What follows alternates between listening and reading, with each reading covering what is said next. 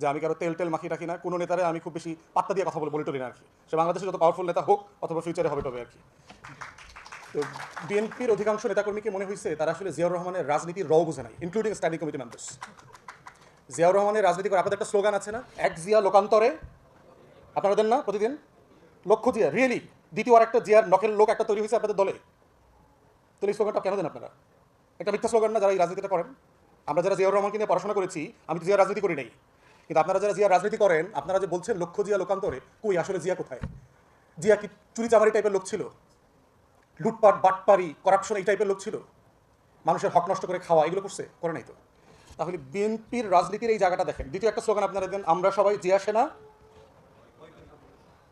এরকম অনেক কিছু বলেন, কিন্তু আসলে কি আপনারা জিয়া সেনা? জিয়াকে কি আসলে আপনারা বোঝেন, ধারণ করেন? জিয়াউর রহমানকে ধারণ করবার জন্য জিয়াউর রহমান সম্পর্কে যতটুকু পড়াশোনা করা দরকার, এই পড়াশোনা করার লোক তো আমি তো বিএনপিতে দেখি না। তো আপনি বিএনপির কী রাজনীতি করবেন?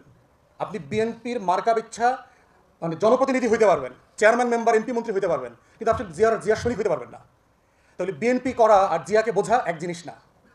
এই বাস্তবতাটাই কিন্তু বিএনপির রাজনীতিকে বারবার হোঁচটের মধ্যে ফেলেছে। যারা জিয়াকে না বুঝে বিএনপি করেছে তারা দিন শেষে লুটেরাদের অংশ হবে, অলিগার্কের অংশ হবে, কিন্তু জিয়ার শরীফ হইতে পারবে না। অতএব যদি সত্যিকারে ওই জিয়ার রহমানের মতো করে বাংলাদেশটাকে যদি আপনারা বদলে দিতে চান, কতদিন পর আপনারা ক্ষমতায় আসবেন? সেটা ডিসেম্বরে হোক আর জুন জুলাইতে হোক, বাংলাদেশে সিম্পলি আর কোনো অপশন নাই পলিটিক্যাল পার্টি আকারে। আপনারা কদিন পরে ক্ষমতায় আসবেন।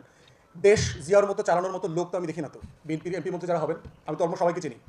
আপনাদের ক্যাবিনেটে যারা 30-50 জন মন্ত্রী হবেন, আমি তো সবাইকে চিনি মোটামুটি। আমি জিয়াউর রহমানের ক্যাবিনেটকেও চিনি।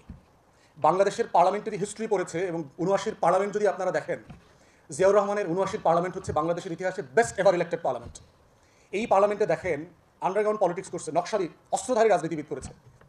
তোহার মতো লোকদেরকে এমপি বানায় নিয়ে আসছে না? তোহার রাজনীতি কি জিয়াউর রহমানের রাজনীতি? সে তো বাম অস্ত্রধারী কোনো রাজনীতি জিয়াউর রহমান করে নেই, তাকে আবার এমপি বানায় নিয়ে আসছে। সুরঞ্জিত সেন গুপ্তের রাজনীতির সাথে জিয়াউর রহমানের রাজনীতির পরিমাণ মিল আছে। সেই লোকটাকে সেই 79 এমপি বানিয়েছে না? খানে সবুর মুসলিম লীগের নেতা ছিলেন, খুলনা থেকে এমপি হয়েছেন না?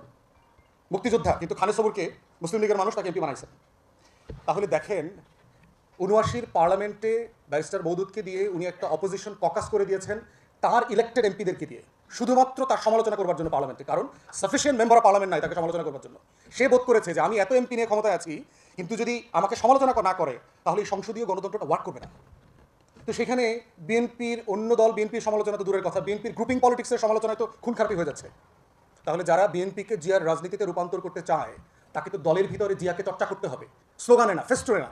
আপনারা কি করেছেন? জিয়াকে একটা মাজারে পরিণত করছেন, জিয়াকে একটা মন্দিরে, তারপরে ফেস্টুনের ছবিতে পরিণত করেছেন, কিন্তু জিয়াকে ধারণ করেন না।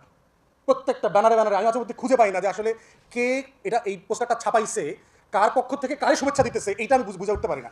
এত ছবি, আবার উপরে হলো জিয়ার ছবি। জিয়ার বক্তৃতায় কোনো তোষামদি শুনছেন কোনো দিন? জিয়াউর রহমানের বক্তব্য শোনেন তো 3.5-4 বছরের বক্তব্যের ভিতরে এরে তেল দেওয়া, ওরে তেল দেওয়া, তোষামদি করা।